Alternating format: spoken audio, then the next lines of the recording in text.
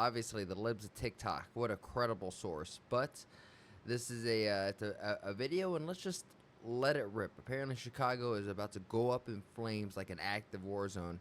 And no, we're not talking Call of Duty. America has allowed gangs to enter our country. The migrants that are coming, they're taking over every block right now. The city of Chicago is going to go up in smoke, it's going to go up in flames. Gangs in Chicago are angry over the influx of migrants and criminals in their city. They say money that should be going to the African American community on the South Side is instead going to what they call non-citizens. And Are they saying that all the gangs are African American based and that it's redirecting money from gangs, thus redirecting money from African Americans? Is that what I just heard? warn that turf wars between Chicago's gangs and groups like Venezuela's Tren de Aragua could see Chicago, quote, go up in flames. Photographer Matt McDermott and I traveled to Chicago's South Side to see what was happening for ourselves after we heard about a police report last month that the Tren de Aragua gang had taken over an office building there. We spoke to a number of young, hardcore gang members, as well as gang elders who have retired from the life, and just regular citizens who are very much part of the community. And they're all furious at the estimated $500 million that's reportedly been funneled toward new migrants in Chicago since 2022. I'm sorry to keep pausing this.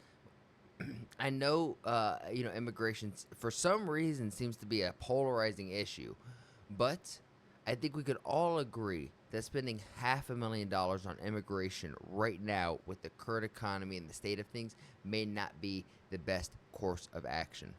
And they aren't happy either about what they say are Venezuelan criminal gangs that are leaving the shelters and spilling out into the South Side into abandoned buildings.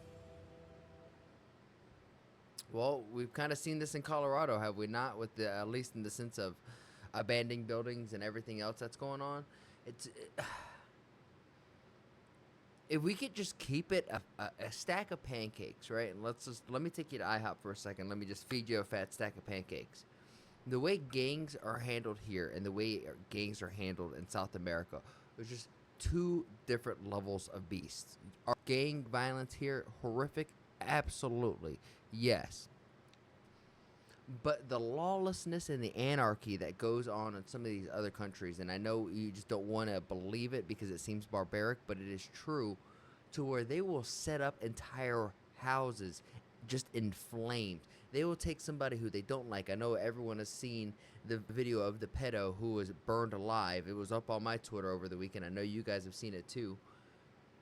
That's what they do, right? And here, we settle it with guns, knives, disputes. Maybe you're Kendrick and Drake and you start making some rap songs. They will literally burn you alive, film it, laugh about it, put it on Instagram, Twitter, Rumble, wherever, all over the place, just to prove a point.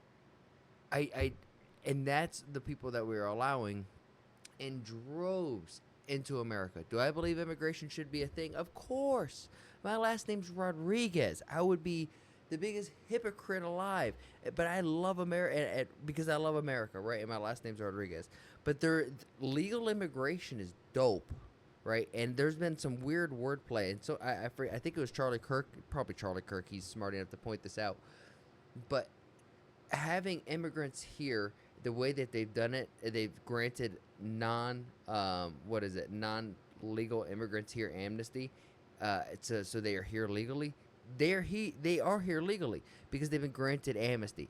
But the idea that granting non-illegal immigrants amnesty, that in itself is just insane.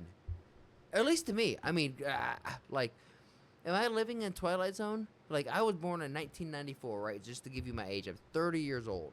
So Twilight Zone was technically before my time. But I remember waking up and seeing some episodes and picking up what they were putting down in the show.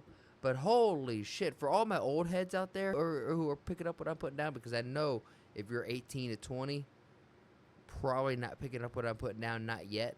When I was at that age, I probably wouldn't be either. But this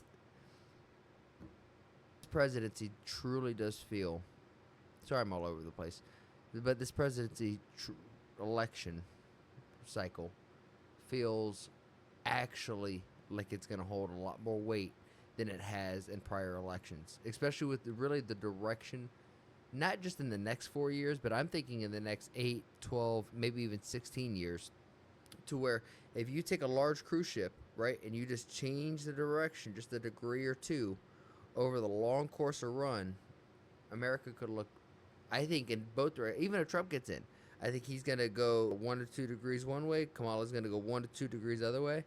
I think one is very American and patriotic and for the people, and I think one is very communist. But I'm not trying to hide who I am. This is just my words, my opinion. Hopefully it doesn't offend you. If it does, let me know down below. But let's be respectful, right? Let's have a debate. If I'm wrong, if you could point out holes in what I'm saying and make it like point out the hypocrisy, lay it out down below. We'll have a respectful dialogue. I'm not afraid to debate. And hell, if I'm proven wrong with facts, guess what? I'm allowed to change my opinion. It's crazy. We're humans. We change and evolve. I'm 30 now. Was I the same person at 20? No. I ask you, whatever age you are, subtract 10 years from it. Are you that person?